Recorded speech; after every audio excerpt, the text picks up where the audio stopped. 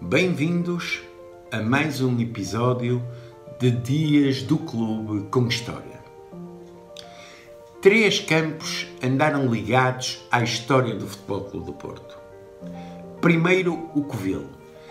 Era o antigo campo dos Salgueiros e ficava nos terrenos onde hoje se encontra o denominado Parque do Covil.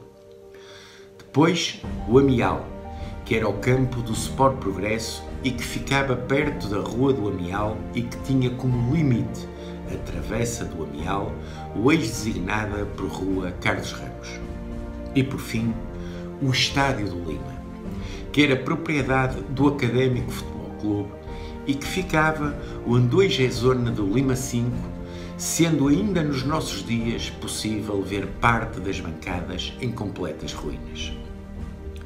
Das valorosas equipas estrangeiras que visitaram a cidade do Porto para defrontar o Futebol Clube do Porto, poucas foram as que pisaram o terreno arenoso do Campo da Constituição. Primeiro no Campo do Amial e depois no Estádio do Lima, mais neste do que naquele, o Futebol Clube do Porto conquistou alguns dos seus mais extraordinários êxitos e aí se firmaram como internacionais de grande categoria alguns dos seus melhores jogadores da época. O formoso Campo do Amial passou a ser como que uma segunda casa. O Futebol Clube do Porto queria-lhe tanto como se seu fosse, pois foi lá que conquistou os mais lisonjeiros triunfos em variadíssimos torneios e jogos. Mas um dia, a mão do homem levantou-se, de pai picareta em punho, e o Campo do Amial sofreu o seu golpe de morte. Entretanto, o Campo da Constituição continuava a ser palco de vivas lutas. Entalado entre casas e quintais, não havia possibilidades para o alargamento que se impunha. E o Estádio do Lima passou então a ocupar o lugar do Campo do Amial. Talvez não com tanta insistência.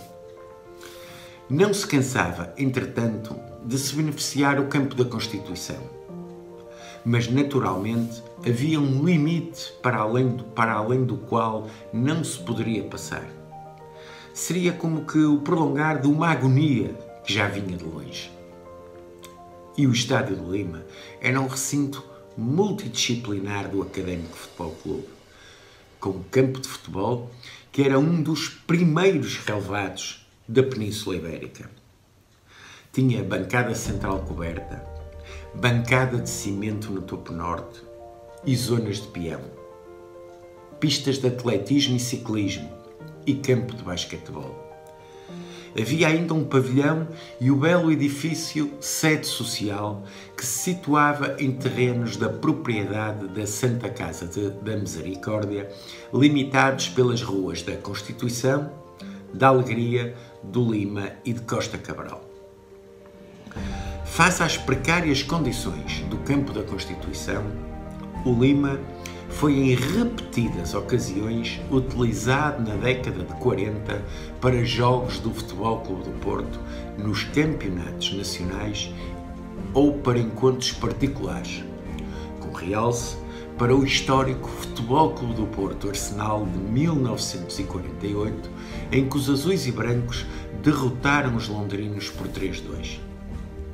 A reivindicação do espaço para edificação imobiliária por parte da Santa Casa conduziu à desativação do estádio, cujos vestígios, como já disse, são ainda visíveis no topo norte.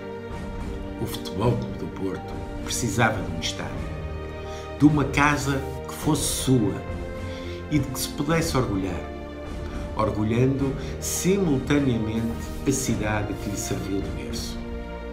Assim, terão pensado certamente todos os corações dedicados ao Futebol Clube do Porto.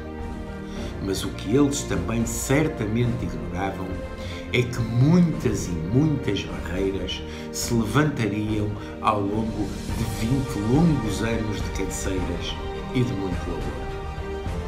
Porque a história da concretização do Estádio das Antas é longa, lenta e nada tranquila, E como sem memória não há história e sem memória não há futuro, este será um tema abordado num novo capítulo de Dias do Clube com História.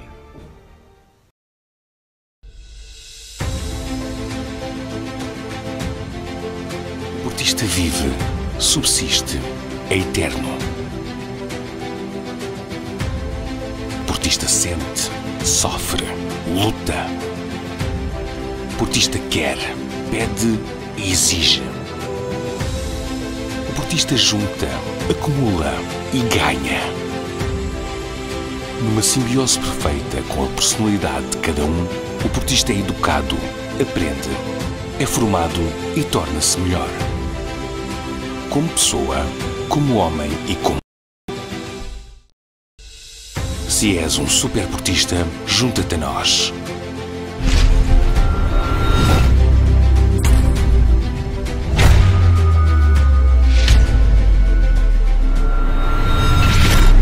Superportista, dragão indomável. Visita-nos em superportista.pt e superportista.com.